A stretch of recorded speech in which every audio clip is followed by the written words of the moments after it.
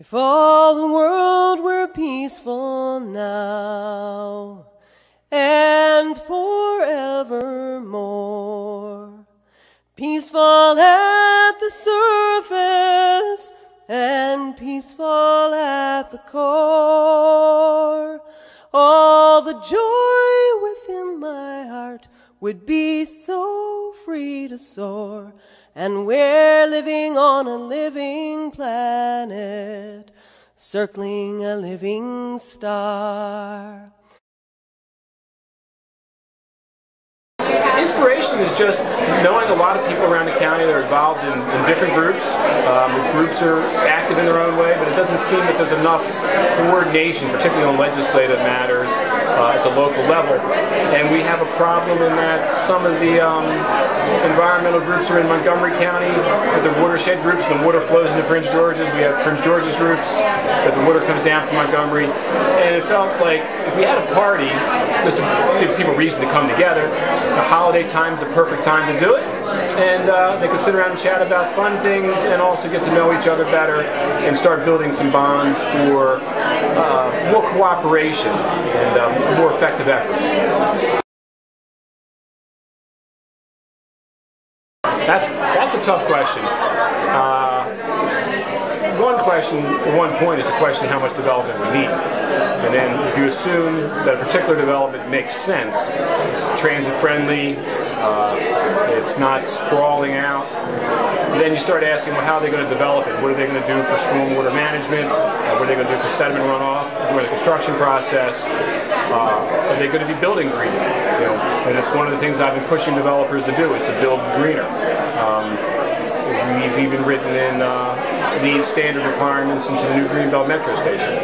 So recognizing that some development needs to occur, but trying to limit, one of the things I've been leaning on is rural tier preservation, trying to prevent sprawl. So you try to stop development that makes no sense, and then you try to focus the development that does and get the developers to build in a way that's a little more conscientious than they're used to. Responsible development takes into account APF and existing infrastructure. It also takes into account environmental impact. So you're looking at a lot of different things. You're looking at things like road systems, you're looking at schools, you're looking at adequate public facilities in terms of police and emergency response times. You're also looking at environmental impacts, wetlands, streams, air. Just clear cutting is a horrible technique that, of course, all of the big developments use, where they just come in and not only knock down trees, but destroy entire root systems, even going down to the microbial level in the dirt, which just really harms all of us. It doesn't harm people in the immediate area; it harms the entire county.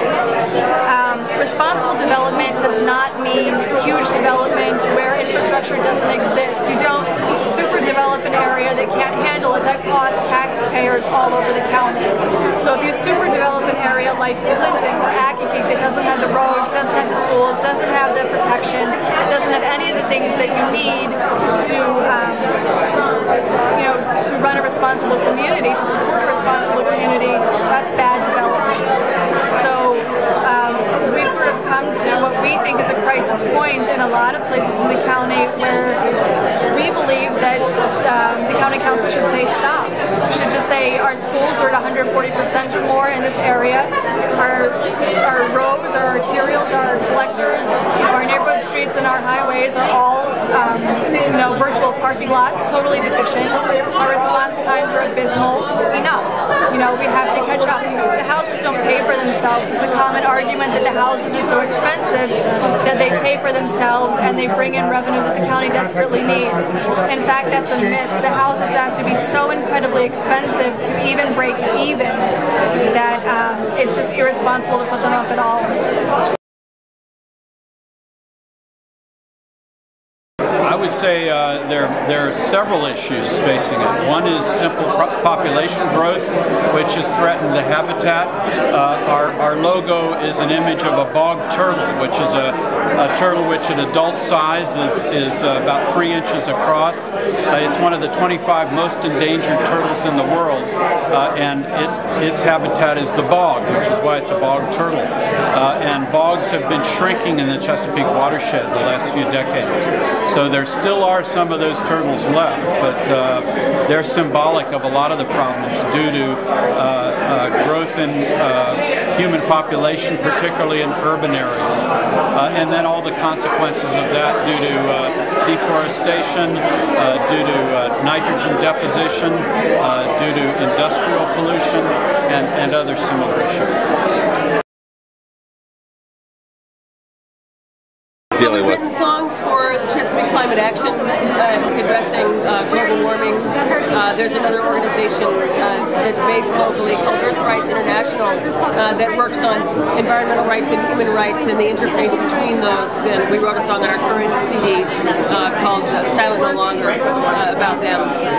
So, you know, we're always working in partnership with different organizations and you know, learning from the inside out what's going on and developing these relationships with people that are directly affected by specific issues. So we can always check our facts with them, and we can make sure that you know that we're getting the story right, and then we can take those stories with us wherever we go around the country and around the world, and let people know that this kind of organizing is going on, and people get very excited, and they have ways that they can connect with these individuals that are affected by these issues, and people that are working on solutions to some of the problems that we face. Okay.